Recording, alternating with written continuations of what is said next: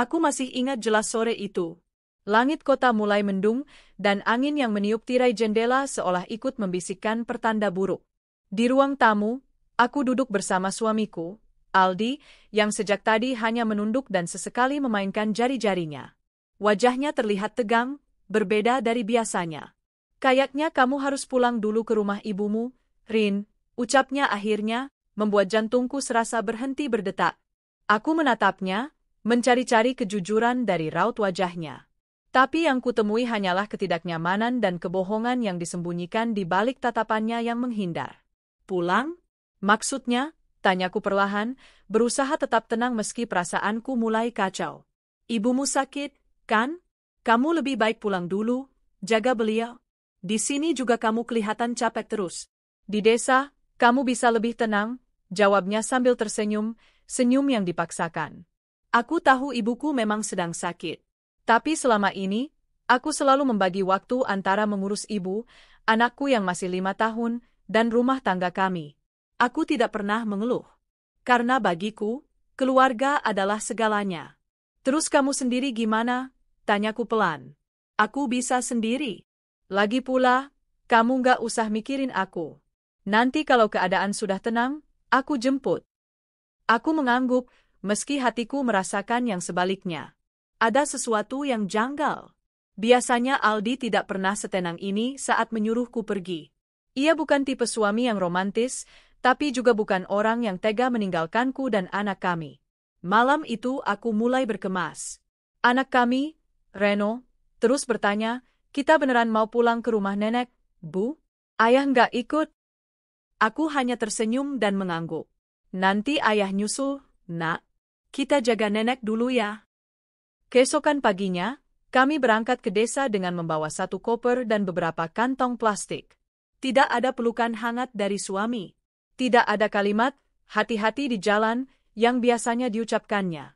Hanya lambaian tangan yang setengah hati dari balik pintu rumah kami, rumah yang dibangun dari hasil kerja keras kami berdua. Sesampainya di desa, ibu menyambut kami dengan pelukan lemah. Wajahnya pucat, tubuhnya semakin kurus, tapi senyumnya tetap hangat. Aku senang kamu pulang, Rin. Maaf, ibu ngerepotin. Jangan gitu, Bu. Aku senang bisa di sini nemenin ibu. Hari-hariku pun berubah total. Di kota, meski hidup pas-pasan, aku masih bisa istirahat siang. Tapi di desa, aku harus bangun subuh, memasak, mencuci, menimba air, merawat ibu, dan mengasuh Reno. Bahkan, aku mulai bekerja serabutan, menjadi buruh panen saat musim datang, mencuci baju tetangga, dan sesekali ikut jualan gorengan di pasar pagi. Semua itu kulakukan demi makan sehari-hari dan sedikit uang untuk membeli obat ibu. Aldi tak pernah mengirim kabar, apalagi uang. Beberapa kali aku mencoba menelepon, tapi selalu tidak diangkat. SMS tak dibalas. Chat hanya dibaca. Aku tahu dia masih hidup, tapi dia bersikap seolah kami sudah tidak ada. Anakku mulai rewel. Ia sering bertanya kenapa ayahnya tidak menghubungi kami. Kadang ia menangis di malam hari, memeluk boneka kecil yang dibawa dari kota, dan memanggil ayahnya dengan suara lirih. Hatiku semakin sakit. Yang lebih menyayat hati, ketika aku mendengar desas-desus dari tetangga bahwa Aldi telah menikah lagi. Katanya si Aldi sekarang tinggal sama istri barunya, orang kaya dari kota. Ibunya yang cariin, biar hidupnya makin enak, kata Bu Sarti, tetangga dekat rumah kami. Aku tercekat. Lututku lemas. Jadi itu alasannya? Aku, istrinya yang dulu ia nikahi dengan janji sehidup semati, yang menemaninya dari nol, sekarang dibuang begitu saja. Aku dan anakku dikirim ke desa dengan alasan menjaga ibu, padahal nyatanya dia ingin menyingkirkan kami. Sakit, tapi aku tidak bisa menangis. Sudah terlalu sering aku menangis dalam diam. Sekarang, aku hanya bisa berdoa, semoga Allah memberi jalan yang lebih baik untukku dan anakku.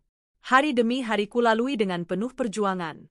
Kadang hanya makan nasi dan garam. Kadang harus menahan lapar agar anakku bisa makan lebih banyak. Kadang harus menolak ajakan Reno yang ingin ikut teman-temannya sekolah. Nanti ya, Nak. Nanti kalau kita punya uang, kamu sekolah lagi, kataku sambil tersenyum, walau hati menjerit.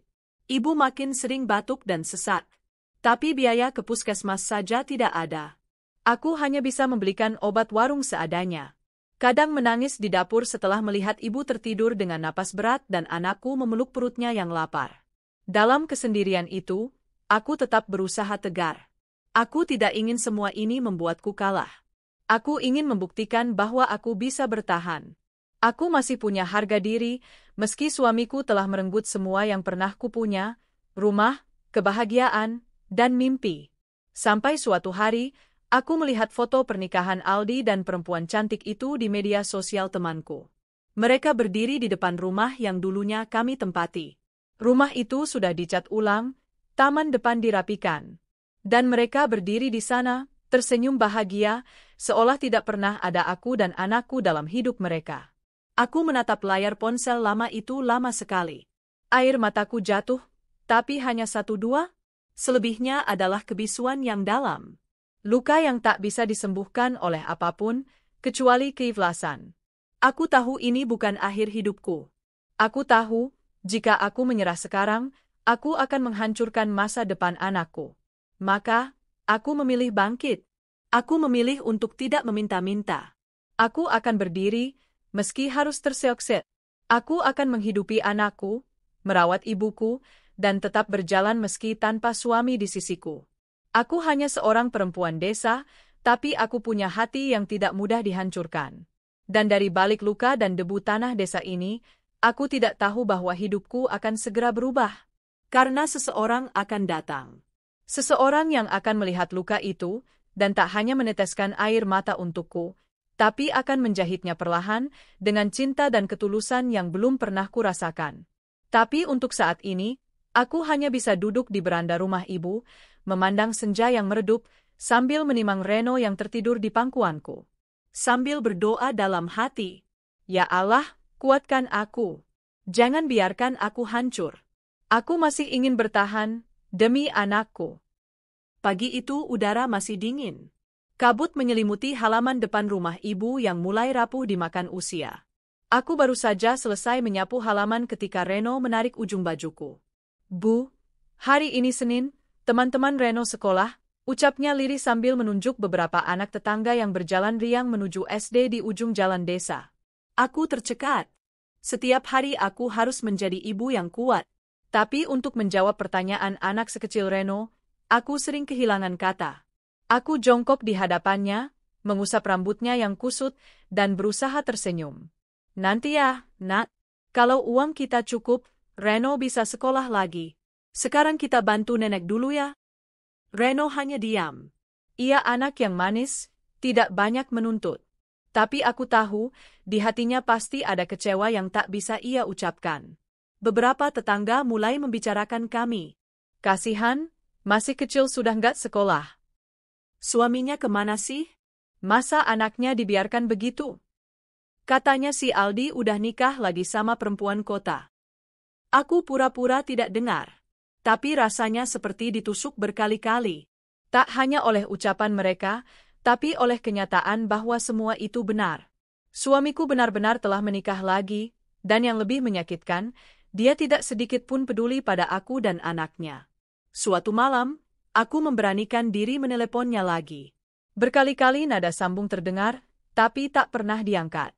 Aku menunggu dengan harapan yang semakin menipis. Sampai akhirnya aku kirim pesan. "Aldi, tolong pikirkan Reno. Dia belum sekolah. Ibu sakit. Aku cuma minta kamu peduli, walau sedikit. Kita ini keluargamu juga." Pesan itu hanya centang 2. Dibaca, tapi tak pernah dibalas. Air mata menetes begitu saja. Rasanya lebih baik ia membalas dengan kemarahan, daripada mengabaikanku seolah aku tak pernah ada. Hari-hariku diisi dengan kerja keras yang kadang melebihi batas tenagaku. Aku mencuci baju tetangga setiap pagi, lalu membantu memanen sayur di ladang milik Pak RW. Kadang ikut berdagang di pasar pagi, menjajakan keripik singkong buatan ibu. Semuanya kulakukan agar bisa memberi makan Reno dan membelikan obat untuk ibu. Tapi penghasilan itu bahkan belum cukup untuk membayar sekolah Reno yang tertunda. Aku hanya bisa menyisihkan sedikit demi sedikit dalam kaleng bekas biskuit yang kusembunyikan di bawah kasur. Ibu sering batuk di malam hari. Sesaknya makin sering. Aku tahu ia butuh diperiksa lebih serius, tapi ke puskesmas saja aku tak sanggup membayar. Aku hanya bisa meracik air rebusan jahe dan daun sirih, berharap itu sedikit meringankan sakitnya. Rin, kamu jangan terlalu capek, nak, ucap ibu sambil menggenggam tanganku yang kasar karena deterjen. Aku tersenyum. Enggak apa-apa, Bu. Aku kuat. Yang penting ibu sehat dan Reno bisa makan. Senyum ibu mengandung tangis yang tertahan. Ia tahu penderitaan anaknya, tapi tak bisa berbuat apa-apa. Suatu sore, aku pulang dari ladang sambil menggendong karung berisi hasil panen. Di jalan, aku melihat mobil hitam mewah berhenti di pertigaan desa. Beberapa warga melihat ke arah mobil itu sambil berbisik-bisik. Aku tak terlalu peduli sampai aku melihat siapa yang keluar dari dalam mobil itu. Aldi. Dan di sampingnya, seorang wanita cantik dengan baju modis dan wajah penuh riasan. Mereka turun sambil tertawa, dan Aldi menggandeng tangan wanita itu dengan mesra. Perempuan itu bahkan menatap sekeliling dengan jijik, seolah desa kami terlalu kotor untuk diinjak. Aku tercekat di tempatku berdiri. Rasanya dunia runtuh. Keringat bercampur air mata menetes dari wajahku yang lelah. Beberapa warga menyadari kehadiranku. Mereka saling pandang, lalu berpura-pura tidak melihat. Tapi bisikan mereka tetap terdengar jelas. Itu si Aldia? Ya ampun, tega banget. Aku buru-buru membalikkan badan, melangkah cepat pulang. Hatiku berkecamuk. Bukan karena aku masih mencintainya. Tapi karena ia sama sekali tidak menghargai kenangan kami, dan lebih dari itu, dia tidak peduli pada anaknya sendiri. Malam itu, Reno demam. Ia menggigil dan terus memanggil, "Ayah," dalam tidurnya. Aku menangis di sampingnya, mengompres kening kecil itu dengan air hangat seadanya. Ibu duduk di sudut ruangan, ikut menangis dalam diam. Aku tahu, aku tidak boleh terus begini. Penderitaan ini tak boleh berlangsung selamanya. Jika Aldi bisa hidup senang dengan istri barunya, maka aku pun berhak meraih kebahagiaan bersama anakku. Aku bertekad mulai besok akan mencari kerja lebih serius. Apapun akan kulakukan, asal halal, demi bisa menyekolahkan Reno dan membawa ibu berobat. Beberapa hari kemudian, saat aku sedang mencuci di sungai, seorang perempuan muda menghampiriku. Ia memperkenalkan diri sebagai Bu Rani, pengelola koperasi desa. "Mbak Rina, saya dengar dari Bu RT, katanya Mbak Rina rajin dan bisa dipercaya. Kami sedang butuh tenaga untuk bantu di koperasi. Sementara si jaga warung kecil di depan balai desa. Mau nggak?" Aku terdiam sejenak. Mataku berkaca-kaca. Tawaran sekecil itu bagiku adalah pertolongan besar dari Tuhan. "Iya, Bu, saya mau. Terima kasih banyak." Sejak hari itu, aku mulai bekerja menjaga warung kecil milik koperasi desa. Gajinya tidak besar, tapi cukup stabil. Aku mulai bisa menyisihkan lebih banyak uang. Aku juga mulai belajar mencatat stok barang dan menghitung uang kas harian. Dan dari sinilah, takdirku mulai berubah. Suatu hari, saat aku sedang menata rakmi instan di warung koperasi, seorang pemuda tinggi dengan jaket abu-abu masuk. Wajahnya bersih, senyumnya ramah, dan ia menyapa dengan sopan. "Selamat siang, Mbak. Ada air mineral?" "Ada, Mas. Ini dingin, yang ini biasa." Ia mengambil satu dan tersenyum. "Yang biasa aja. Habis jalan kaki dari ujung sana, keringetan semua." Aku ikut tersenyum kecil. "Iya, Mas. Jalan dari sana lumayan jauh." "Namanya siapa, Mbak?" "Rina. Saya jaga warung ini." "Oh, Rina. Nama yang bagus," ucapnya sambil tersenyum lebar. Sejak hari itu, ia sering mampir. Kadang hanya membeli teh botol atau sekadar duduk sebentar sambil ngobrol ringan. Ia memperkenalkan diri sebagai Reza, katanya sedang mengerjakan proyek pemetaan untuk kerja sama desa dengan perusahaan besar. Ia tinggal sementara di rumah salah satu warga. "Kalau Rina, asli sini?" "Iya, saya lagi tinggal di sini, nemenin ibu yang sakit. Dulu tinggal di kota." "Sendiri?" Aku terdiam sejenak, lalu mengangguk. "Sama anak dan ibu. Suami saya sudah menikah lagi." Reza tidak bertanya lebih jauh. Tapi dari sorot matanya, aku tahu ia mendengarkan dengan hati. Sejak itu, Aku merasakan sesuatu yang berbeda. Ada seseorang yang memperhatikan aku bukan karena kasihan, tapi karena benar-benar ingin mengenal aku. Namun aku belum tahu bahwa Reza bukanlah pemuda biasa. Di balik kesederhanaannya, ia menyimpan sesuatu yang kelak akan mengguncang hidupku dan membuat mantan suamiku serta ibu mertuaku ternganga tak percaya. Tapi saat itu, aku hanya mengenalnya sebagai Reza, pemuda baik hati yang mulai memberi warna baru di hidupku yang dulu nyaris kelabu. Hari-hari bersama Reza membawa angin segar dalam hidupku yang sebelumnya begitu pengap oleh luka dan kelelahan. Ia bukan hanya pelanggan tetap warung koperasi, tapi lama-kelamaan menjadi teman ngobrol paling nyaman. Setiap kali ia datang, Reno pun ikut menyambut dengan antusias. Om Reza, teriak Reno sambil berlari ke arahnya. Reza mengangkat Reno dan memutar tubuh kecil itu di udara, membuat tawa Reno pecah di sore yang hangat itu. Aku mengamati mereka dari balik rak jajan, senyumku mengembang, meski hati-hati menahan harapan yang berlebihan. Aku belikan buku gambar dan pensil warna buat Reno ya, Rin. Biar dia bisa belajar sambil main, ujar Reza pada suatu sore, setelah melihat Reno menggambar di tanah dengan batang kayu. Aku menolak dengan sopan. Terima kasih, Mas. Tapi, saya sungkan. Reno masih bisa main pakai apa aja kok. Tapi Reza hanya tertawa. Bukan soal mainannya, Rin. Ini cuma hal kecil. Aku ikhlas. Anggap aja sebagai paman angkat Reno, boleh? Aku menunduk. Tak bisa berkata apa-apa. Di saat mantan suamiku bahkan tak pernah peduli apakah anaknya makan atau tidak, ada pria asing yang bersedia mengulurkan perhatian dengan tulus.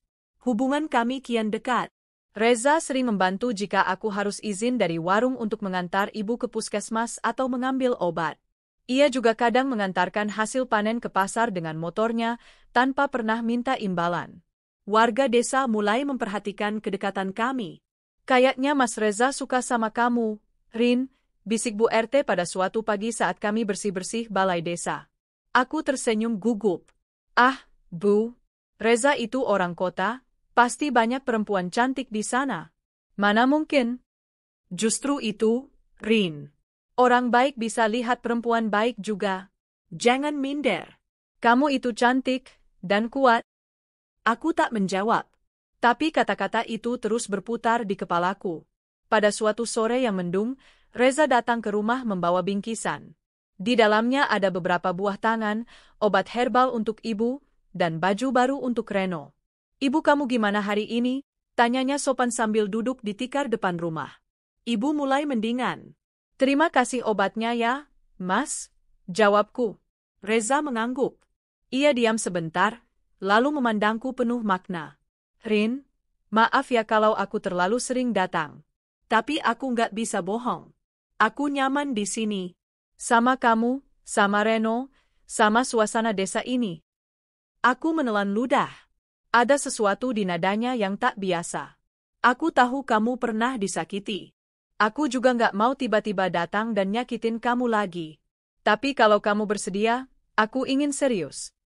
Dad, aku mematung. Aku memang nggak cerita semuanya ke kamu, tapi aku bukan pegawai biasa. Aku pemilik PT Rezeki Alam Raya, perusahaan tempat aku bikin proyek kerja sama di desa. Aku sengaja turun langsung ke lapangan karena aku ingin membangun hubungan langsung sama warga, bukan cuma dari balik meja. Mataku membelalak. Nafasku tercekat. Kukira ia hanya konsultan. Kukira ia hanya staf lapangan. Kenapa Mas nggak pernah bilang? Tanyaku hampir berbisik. Aku nggak mau kamu lihat aku karena statusku. Aku mau kamu mengenalku sebagai Reza, bukan sebagai bos. Tapi sekarang, setelah aku yakin pada perasaanku, aku ingin kamu tahu siapa aku sebenarnya. Dan aku ingin kamu jadi istriku. Tanganku gemetar. Dunia terasa berhenti sejenak. Mas, aku cuma janda. Anak satu. Aku nggak punya apa-apa. Aku juga masih trauma. Reza menggenggam tanganku dengan lembut. Justru karena kamu kuat, Rin. Aku lihat bagaimana kamu berjuang. Kamu nggak pernah minta-minta, kamu kerja keras, kamu ibu yang hebat. Dan itu lebih dari cukup. Air mataku mengalir. Aku tak pernah membayangkan akan ada seseorang yang menghargai luka dan perjuanganku, bukan menilainya sebagai beban. Kabar itu cepat menyebar. Warga desa gempar. Beberapa tidak percaya, sebagian besar mendukung. Tapi satu kabar lain yang lebih cepat menyebar adalah bahwa calon suamiku adalah bos besar tempat Aldi bekerja. Ya, Aldi bekerja di cabang perusahaan milik Reza. Dan saat kabar itu sampai ke telinga Aldi, ia datang. Hari itu mendung tebal. Aku sedang menyiapkan makan malam ketika terdengar suara motor berhenti di depan rumah. Suara langkah tergesa-gesa mendekat. Dan betapa terkejutnya aku ketika melihat Aldi berdiri di depan pintu dengan wajah marah dan mata melotot. "Kamu, apa maksudmu deketin bosku? Kamu pikir kamu siapa?" bentaknya. Aku berdiri tegak, menatapnya tenang. Di belakangku, Reno mengintip dari balik tirai. "Bos kamu yang mendekatiku." "Aku nggak pernah merayu siapa-siapa," jawabku. Aldi mendengus. "Kamu cari muka ya? Mau balas dendam karena aku nikah lagi?" Aku tersenyum kecil. "Kamu nggak perlu khawatir. Aku nggak pernah punya waktu untuk balas dendam. Aku sibuk hidup susah karena kamu buang aku dan anakmu." Aldi tercekat. Ia menoleh ke arah Reno yang sekarang berdiri memegangi kakiku. "Kamu bahkan nggak kirim uang sepeser pun." "Reno nggak sekolah, ibu sakit, aku kerja serabutan. Tapi kamu sibuk pamer istri baru dan rumah yang dulu kita bangun bareng." Aldi tertunduk, tapi masih mencoba menyelamatkan egonya. "Dia cuma janda miskin, masa kamu mau nikah sama dia?" katanya pada Reza, yang ternyata datang beberapa saat kemudian. Reza berjalan tenang, berdiri di sampingku. Ia menatap Aldi dengan tatapan tajam, lalu berkata, "Justru karena dia janda miskin, aku mau nikahi dia. Karena dia punya kekuatan yang gak kamu punya. Karena dia jujur, setia, dan luar biasa. Dan kamu bahkan bukan pria sejati." Aldi terdiam. Wajahnya memerah. Ia tak bisa berkata apa-apa. Dan ketika ibu mertuaku, mantan mertua, maksudku, datang menyusul dan melihat siapa Reza sebenarnya, ia langsung pucat. Kamu yang punya perusahaan itu." Reza hanya mengangguk. "Iya, Bu. Dan saya akan pastikan, setelah Rina menikah dengan saya, tak ada satupun dari kalian yang bisa menyakitinya lagi." Aku menggenggam tangan Reza erat. Hati ini perlahan sembuh. Malam itu, aku menatap langit dari beranda rumah. Reno tertidur di pelukanku, dan ibu duduk di samping kami, tersenyum damai. Aku tidak pernah menyangka bahwa perempuan yang pernah dibuang, diremehkan, dan dihina, bisa kembali berdiri, bahkan lebih tinggi dari sebelumnya. Cinta yang tulus datang bukan saat kita mencarinya, tapi saat kita sudah cukup kuat untuk tidak bergantung padanya. Dan aku bersyukur, aku bisa merasakannya sekarang. Pagi itu, udara desa terasa berbeda. Langit tampak cerah dan burung-burung berkicau riang seolah ikut menyambut hari bahagia yang selama ini hanya bisa aku impikan dalam doa-doa malam yang penuh air mata. Hari ini aku akan menikah dengan Reza. Tak ada pesta mewah seperti di kota, tak ada dekorasi megah seperti pernikahan putri raja.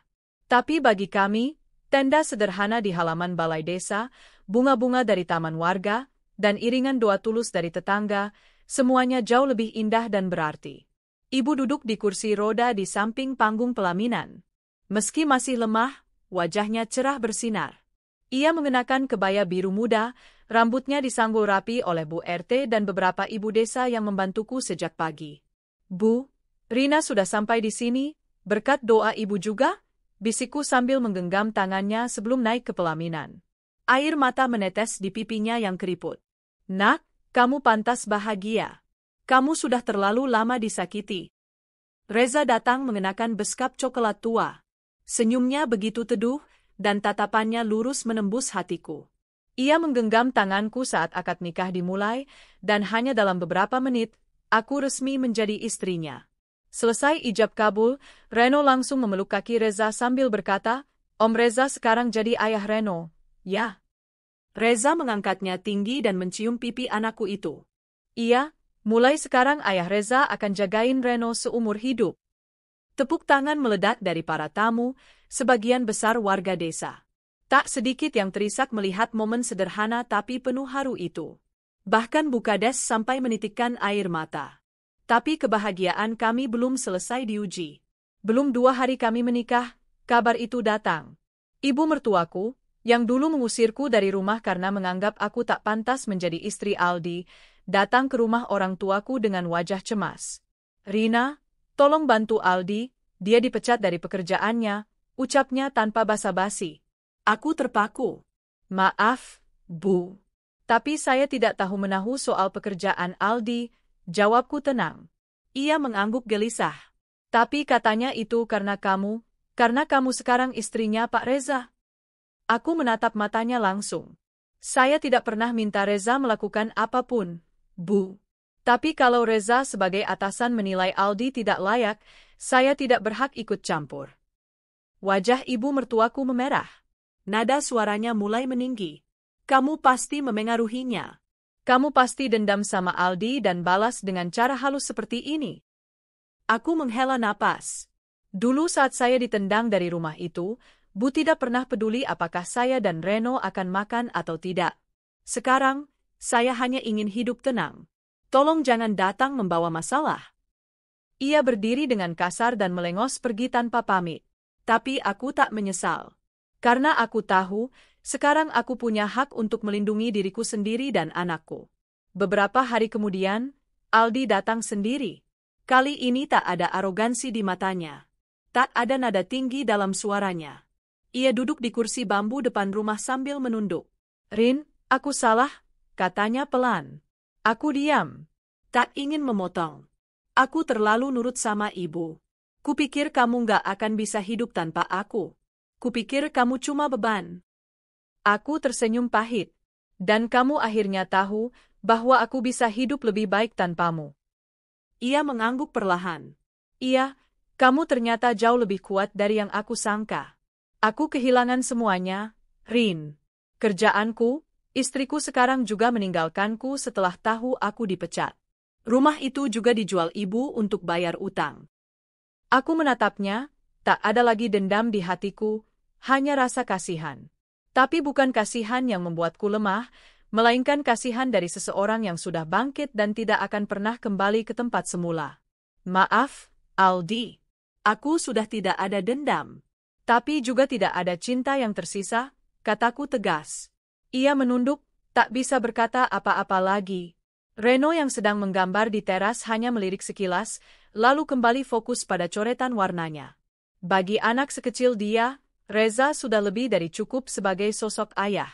Setelah pernikahan kami, Reza mengajak kami tinggal di rumah barunya di kota. Tapi aku menolak. Aku belum siap jauh dari ibu. Dia masih sakit, dan aku masih ingin tinggal di desa ini, setidaknya sampai ibu benar-benar pulih. Jelasku. Reza setuju tanpa memaksa.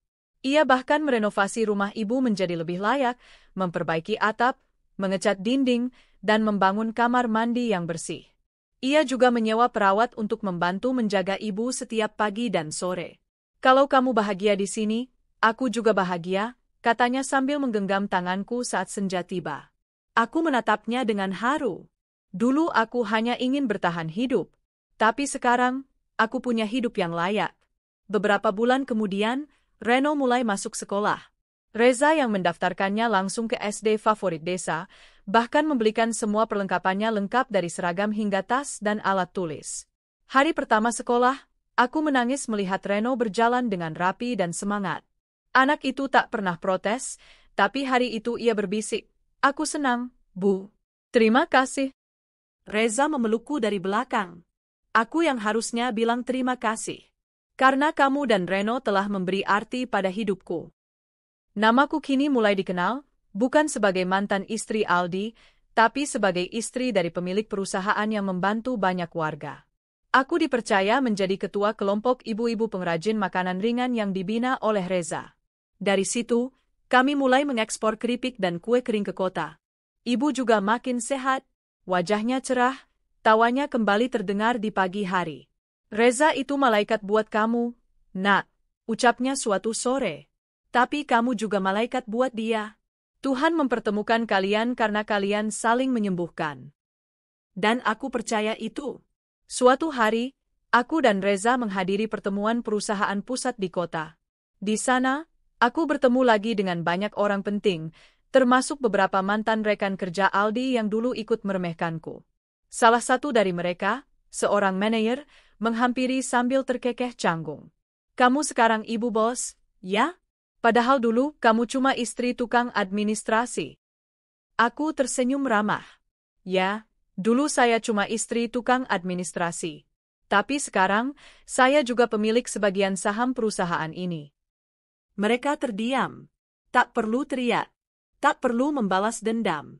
Kehidupan yang baik sudah cukup untuk menjawab semuanya. Malam itu, saat aku duduk di beranda rumah sambil mengayun Reno yang tertidur di pangkuanku, Reza datang dan duduk di sampingku. "Kamu bahagia, Rin?" tanyanya lembut. Aku menatap wajahnya yang diterangi cahaya rembulan. Lebih dari yang pernah aku bayangkan. Kami saling menggenggam tangan.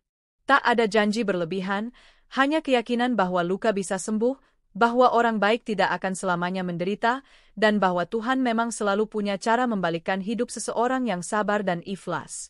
Dan aku adalah buktinya. Musim panen tiba di desa, dan suasana semakin ramai. Reza mengembangkan program kerjasama antara perusahaannya dan para petani lokal, termasuk membangun gudang penyimpanan hasil panen yang layak. Kehadirannya bukan hanya membawa perubahan padaku secara pribadi, tapi juga untuk seluruh warga desa. Nama Reza dan namaku kini sering disebut-sebut di balai desa, di warung, bahkan oleh para petani yang sebelumnya tak pernah mengenalku lebih dari sekadar Rina, janda Aldi. Aku mulai terbiasa menjalani hari sebagai istri Reza. Meski kami tinggal di desa, Reza sering bolak-balik kota untuk urusan kantor. Tapi setiap kali pulang, dia selalu membawa pelukan hangat untukku dan hadiah kecil untuk Reno, kadang hanya permen, kadang buku cerita. Sementara itu, hubungan kami dengan warga desa semakin kuat. Aku dipercaya menjadi koordinator kelompok tani wanita, dan mulai diundang ke kecamatan untuk presentasi hasil produksi desa. Aku tak menyangka, perempuan yang dulu hanya menjual gorengan di pasar, kini berdiri di depan banyak orang menjelaskan strategi pemasaran keripik singkong. Tapi kehidupan tenang itu mulai terusik lagi, ketika seseorang yang sudah lama tak terdengar kabarnya, muncul kembali. Hari itu aku sedang mengajarkan ibu-ibu membuat keripik bayam saat sebuah motor berhenti di depan balai desa. Seseorang turun dan berjalan cepat ke arahku. Aldi. Wajahnya lebih tirus dari terakhir kali kami bertemu. Bajunya lusuh, dan sepatunya tampak usang. Tak ada lagi sisa kesombongan yang dulu melekat padanya. "Rina, aku minta waktu sebentar," ujarnya pelan. Para ibu yang tadi sibuk menimbang tepung langsung menoleh, lalu berpura-pura sibuk. Aku berdiri, menjaga jarak. "Ada apa?" "Aku cuma mau minta maaf lagi. Aku tahu aku udah keterlaluan. Tapi boleh nggak aku sesekali ketemu Reno? Aku cuma mau jadi ayahnya lagi. Aku janji nggak akan ganggu kamu dan suamimu." Aku terdiam. Permintaan itu tak mudah. Luka masa lalu seperti kembali terbuka. "Mas Aldi, waktu kamu punya segalanya, kamu buang aku dan anakmu seperti sampah. Kamu bahkan tak pernah tanya Reno makan apa, sakit atau tidak, sekolah atau tidak. Sekarang saat kamu kehilangan semuanya, kamu ingat anakmu." Ia tertunduk. Aku tahu aku salah besar. Aku cuma mau diberi kesempatan untuk minta maaf ke Reno. Aku nggak akan maksa. Aku menahan air mata. Luka itu memang sudah kering, tapi bekasnya masih terasa. Namun di sisi lain, aku juga tak ingin Reno tumbuh dengan rasa benci kepada ayah kandungnya. Aku akan tanyakan ke Reno. Kalau dia mau bertemu, kamu bisa menemuinya. Tapi kalau tidak, kamu harus hormati keputusannya. Aldi mengangguk. "Terima kasih, Rina." Beberapa hari kemudian, aku memberanikan diri bicara pada Reno. "Nak, kamu ingat ayah Aldi?" Reno mengangguk pelan. "Dia datang dan ingin ketemu kamu. Tapi ibu nggak akan paksa kalau kamu nggak mau." Anakku itu terdiam lama, lalu berkata pelan, "Kalau ayah Reza ikut, Reno nggak takut." Hatiku mencelos. Reno sudah begitu nyaman dengan Reza, hingga sosok ayah kandungnya pun terasa asing. Akhirnya pertemuan itu diatur di rumah, saat Reza juga ada di rumah.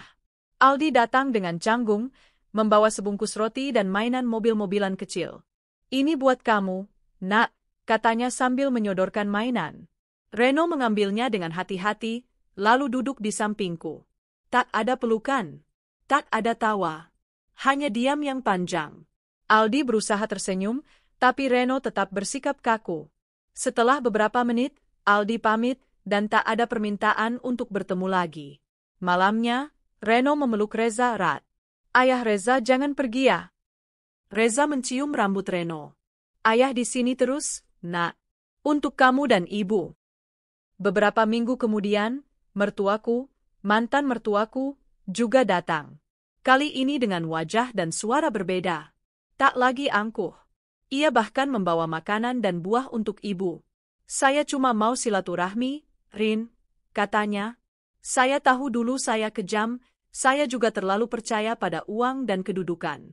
Tapi sejak semuanya hilang, saya baru sadar, harta nggak ada artinya tanpa keluarga.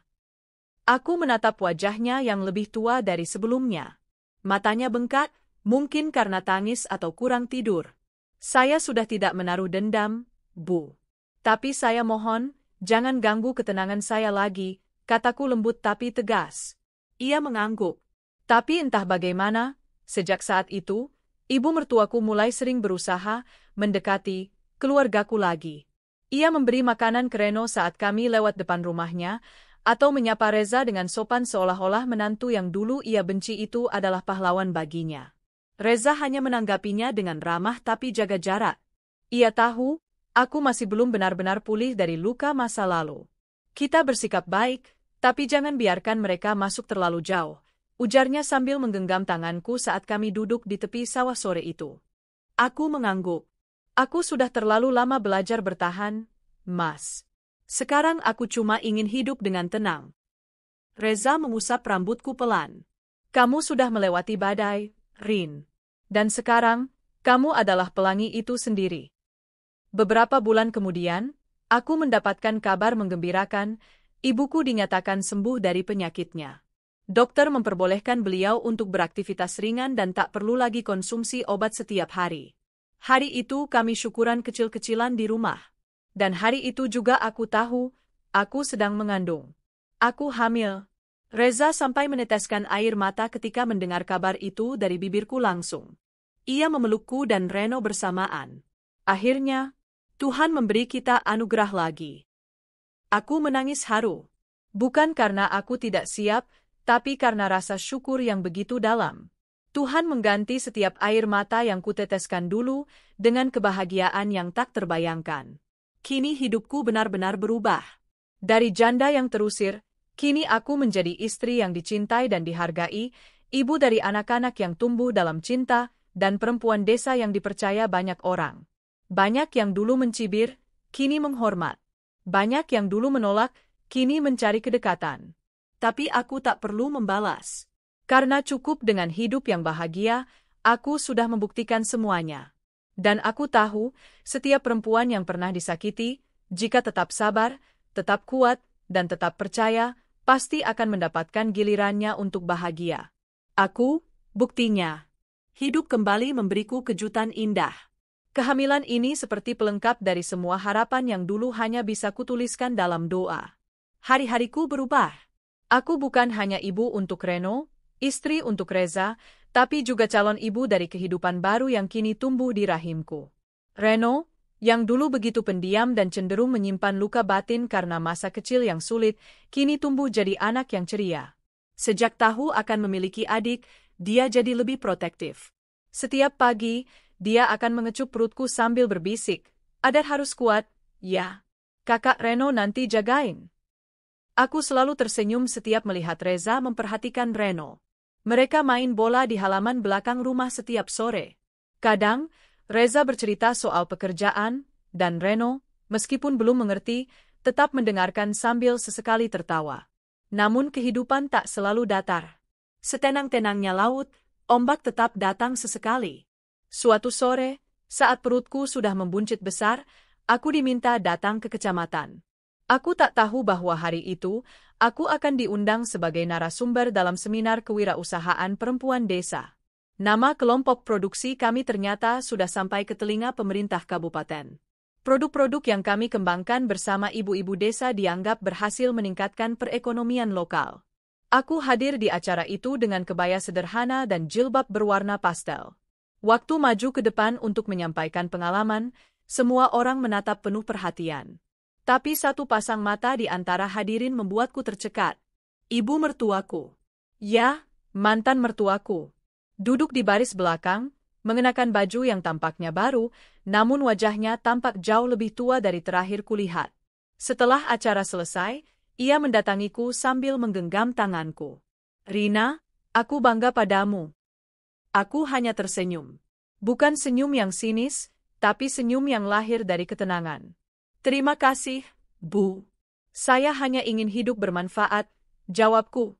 Dia menatap perutku yang membuncit. Matanya berkaca-kaca. Kamu diberkahi, Nak. Dulu aku buta, silau dengan harta dan gengsi. Tapi lihatlah, kamu tetap rendah hati meski hidupmu kini jauh lebih tinggi dari kami. Aku tak ingin merendah, tapi juga tak ingin menyombong. Setiap orang punya waktu jatuh dan bangkit, Bu. Tapi tidak semua orang mau berubah. Dia mengangguk, lalu berpamitan. Tak ada drama, tak ada air mata histeris. Hanya pertemuan dua perempuan yang sama-sama pernah dihancurkan oleh ego dan kini berdiri dalam keadaan berbeda. Hari kelahiran pun tiba. Aku dilarikan ke rumah sakit di kota dengan Reza dan Reno yang tak meninggalkanku sedikit pun. Proses persalinan itu berlangsung cukup lama. Aku kelelahan, tapi Reza terus menggenggam tanganku tanpa henti. Kamu hebat, Rin. Kamu kuat, kamu luar biasa. Dengan tangis yang tak bisa kutahan, aku melahirkan seorang bayi perempuan yang mungil dan cantik. Reza langsung mengumandangkan adzan di telinga kanan dan ikamah di telinga kiri. Tangis bayiku pecah seketika, memenuhi ruang bersalin dengan suara kehidupan baru. Namanya siapa, Mas? Tanyaku pelan. Rena, jawab Reza sambil tersenyum haru. Gabungan dari Reno dan Rina. Aku tak bisa berkata apa-apa selain memeluknya sambil menangis dalam syukur. Tuhan memberiku dua anak dengan nama yang berakar dari namaku. Seolah semesta ingin mengatakan, kamu tidak pernah hilang, Rina. Kamu tetap pusat kekuatan keluarga ini. Kabar kelahiran Reina cepat menyebar, termasuk ke telinga Aldi. Dia datang diam-diam ke rumah saat aku dan bayi baru saja pulang dari rumah sakit. Kali ini, dia tak banyak bicara, hanya menyerahkan satu bingkisan kecil, baju bayi berwarna putih dan surat tulisan tangan. Aku tahu aku tak pantas masuk ke dalam. Aku tahu aku tak berhak atas apapun lagi dari hidupmu. Tapi aku hanya ingin berterima kasih, karena meskipun kamu dulu ditinggalkan, kamu tak pernah jadi perempuan yang pendendam. Kamu tumbuh, dan kini jadi cahaya untuk banyak orang. Aku membaca surat itu setelah dia pergi. Di dalamnya, dia menulis permintaan maaf tulus, bukan hanya untukku, tapi juga untuk Reno. Kalau suatu hari Reno bisa memaafkan ayah kandungnya, itu cukup. Tapi kalaupun tidak, aku tetap berterima kasih karena kamu telah menjaganya dengan cara yang tidak pernah bisa aku lakukan. Kehidupan berjalan pelan tapi pasti. Reno kini masuk kelas 1 SD dan sering bercerita tentang sekolahnya, tentang betapa ia bangga punya ayah seperti Reza. Ayah Reza kerja di kantor besar, teman-teman Reno pada iri, katanya suatu malam saat kami makan malam. Reza hanya tertawa. Yang penting kamu sekolah yang rajin, ya. Jangan sombong. Reno mengangguk sambil mencolek pipi adiknya. Reina nanti juga harus pintar kayak Kak Reno. Aku hanya bisa tersenyum. Rumah kami yang dulu sepi, kini penuh tawa. Malam-malam yang dulu dingin dan penuh tangis, kini berganti jadi malam hangat dengan pelukan dan cerita sebelum tidur. Di salah satu sore yang tenang, aku dan Reza duduk di beranda. Reina tertidur di gendonganku, sementara Reno menggambar di lantai. Angin bertiup lembut, membawa aroma sawah yang baru dipanen. Kalau kamu bisa kembali ke masa lalu, apa yang ingin kamu ubah, Rin? Tanya Reza tiba-tiba. Aku berpikir sejenak. Tidak ada, jawabku mantap. Bahkan saat aku disuruh pulang ke desa dengan hinaan, saat aku kerja serabutan demi makan, saat Reno tak bisa sekolah, semua itu adalah bagian dari perjalanan yang membuatku hari ini bisa duduk di sini. Reza menatapku lembut. Kamu memang bukan perempuan biasa. Aku tertawa kecil. Aku cuma perempuan biasa, yang bertahan meski dihancurkan. Dia mencium keningku. Dan sekarang kamu jadi luar biasa, karena kamu tak pernah hilang arah. Suatu hari, saat aku menghadiri rapat koperasi desa, seseorang menghampiriku dengan gugup. Ternyata dia adalah istri kedua Aldi, yang dulu menggantikan posisiku karena dianggap lebih pantas dan kaya raya. Kini, ia tampak kusut, dan matanya sembab. Rina, aku minta maaf. Dulu aku pikir kamu cuma perempuan kampung. Tapi ternyata aku yang salah besar. Aldi meninggalkanku. Uang kami habis. Aku bahkan harus tinggal di rumah orang tuaku lagi. Aku menatapnya dalam diam. Maaf, aku hanya ingin bilang, kamu jauh lebih mulia dari yang pernah kupikirkan. Aku tak marah. Tak ada gunanya. Kita semua punya masa sulit. Tapi yang membedakan adalah bagaimana kita bangkit, kataku singkat lalu pergi. Aku tak butuh pengakuan darinya. Aku sudah punya semuanya, keluarga yang mencintaiku, anak-anak yang membanggakan, dan hidup yang damai. Malam itu, aku menulis dalam buku harianku. Dulu aku mengira hidupku berakhir saat suamiku menyuruhku pulang. Tapi ternyata itu awal dari takdirku yang indah. Hari ini aku bukan hanya Rina yang pernah disakiti. Aku adalah Rina yang bertahan, tumbuh, dan jadi kekuatan bagi banyak orang. Dan aku bersyukur, karena tak semua orang diberi kesempatan untuk bangkit seperti ini. Terima kasih, Tuhan, karena tidak pernah meninggalkanku meski aku merasa sendiri. Aku menutup buku itu, mematikan lampu, dan memeluk Reza dalam gelap. Aku tahu, hidup ini belum selesai. Akan selalu ada badai. Tapi kali ini aku tak takut lagi. Karena aku tahu, aku tak sendiri. Dan karena aku tahu, aku sudah menang. 5 tahun berlalu sejak Reina lahir, dan hidupku telah berubah sepenuhnya. Tak lagi ada rasa takut atau luka yang belum sembuh. Kini aku adalah perempuan yang berdiri tegak, dikelilingi oleh orang-orang yang mencintaiku tanpa syarat. Reza dan aku membangun sebuah yayasan pendidikan gratis untuk anak-anak tidak mampu di desa kami. Namanya, Yayasan Harapan Rina. Sebuah nama yang dipilih sendiri oleh Reza, katanya, sebagai bentuk penghormatan atas perjuanganku yang tidak semua orang bisa jalani. Namamu harus jadi inspirasi, katanya sambil menatapku waktu itu. Kamu adalah harapan, bukan hanya untuk anak-anak kita, tapi juga untuk semua perempuan yang merasa kecil karena ditinggalkan. Dan benar saja, setiap kali aku berdiri di depan ruangan kelas dan melihat wajah-wajah kecil dengan seragam sederhana tapi semangat luar biasa, aku tahu, Tuhan membawaku jauh lebih tinggi dari yang pernah kuimpikan.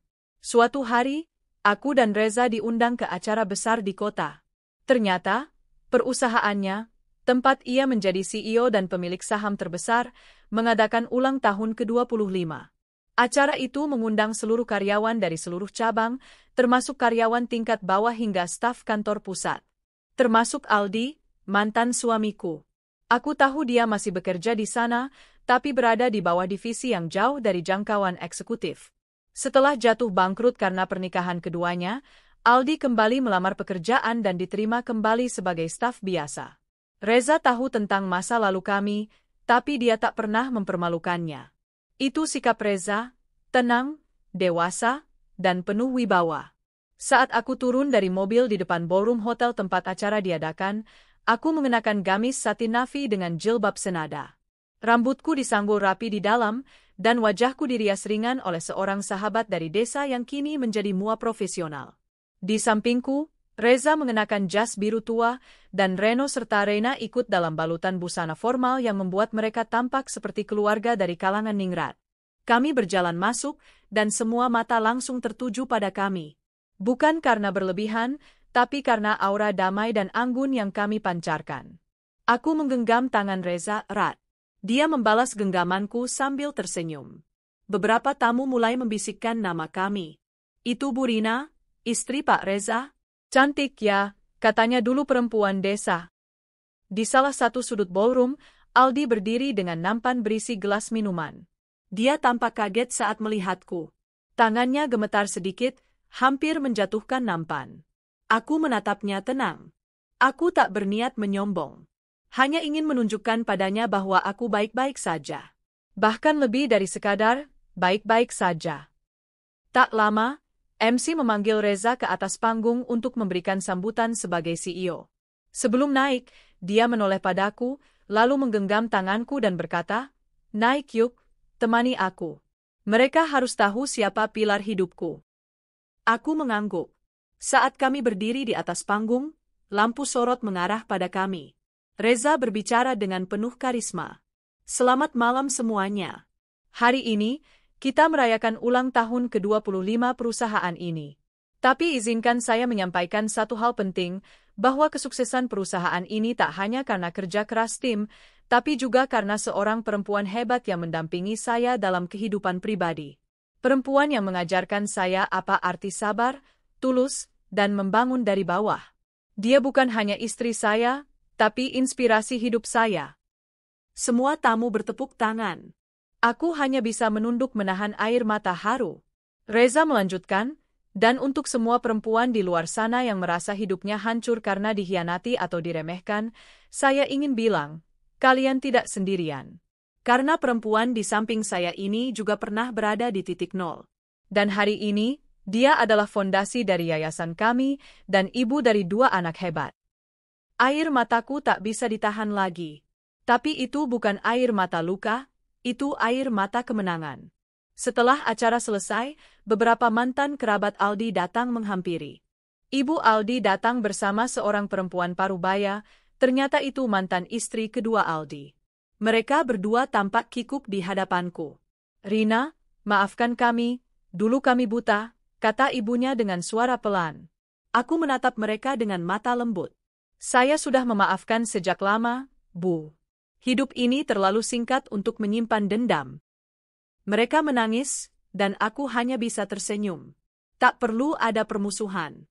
Aku sudah terlalu bahagia untuk membenci siapapun. Beberapa bulan setelah acara itu, Aldi datang ke rumah kami. Kali ini bukan untuk meminta maaf atau uang, tapi membawa sebuah undangan. Ternyata dia akan menikah lagi dengan seorang perempuan sederhana dari desanya. Saya ingin hidup normal, tenang, dan jujur saja, saya akhirnya paham apa itu cinta tulus. Reza menyambutnya dengan ramah. Bahkan sempat menepuk bahunya dan berkata, "Semoga kamu bahagia. Jangan sia-siakan kesempatan ketiga." Aldi tersenyum pahit. "Saya belajar dari kalian. Kalian sudah lebih dari pemenang." Sebelum pergi, Aldi sempat memandang Reno yang sedang bermain catur dengan adiknya. "Bolehkah saya memeluknya, satu kali saja?" Aku menatap Reno. Anak itu mengangguk. Aldi memeluk Reno singkat, lalu pergi dengan mata merah. Saat pintu tertutup, Reno berkata lirih, "Dia bukan ayahku, tapi aku kasihan padanya, Bunda." Aku memeluk Reno erat. "Kamu anak yang luar biasa." Kini, rumah kami selalu dipenuhi canda tawa. Reina tumbuh jadi gadis kecil yang cerdas dan penuh semangat. Reno masuk sekolah menengah pertama dan mulai menyukai bidang teknologi. Dia bercita-cita jadi inovator pertanian, agar desa kami makmur lewat teknologi modern. Reza membantunya membangun laboratorium mini di halaman belakang rumah. Kami sepakat, rumah ini bukan hanya tempat tinggal, tapi tempat berkembang. Dan aku terus menulis kisah hidupku. Buku pertamaku akan terbit tahun depan dengan judul "Diusir Karena Tak Berguna, Kini Aku Yang Disambut Dunia." Buku itu bercerita tentang perjalananku dari perempuan desa yang dibuang suami dan mertuanya, hingga menjadi istri CEO dan pendiri Yayasan Pendidikan Desa. Banyak penerbit yang tertarik, dan beberapa media sudah mengundangku untuk jadi narasumber. Tapi aku tetap tinggal di desa, karena disinilah akar hatiku. Di malam ulang tahun pernikahanku dan Reza yang kelima, dia membawaku makan malam di tepi danau desa. Hanya kami berdua, ditemani cahaya lampu gantung dan alunan seruling tradisional. Dia menatap mataku dan berkata pelan, "Kalau waktu bisa diputar, aku ingin bertemu kamu lebih dulu." Aku tersenyum. Kalau waktu bisa diulang, aku tetap ingin melewati semuanya. Karena semua luka itu membuatku menemukanmu. Kami berpelukan lama dalam diam. Di atas kami, bintang-bintang bersinar tenang. Dan di dadaku, tak ada lagi luka. Hanya bahagia yang tenang, yang tak perlu diumbar, tapi begitu dalam. Karena kadang, pembalasan terbaik bukan dendam, tapi menjadi versi terbaik dari dirimu sendiri.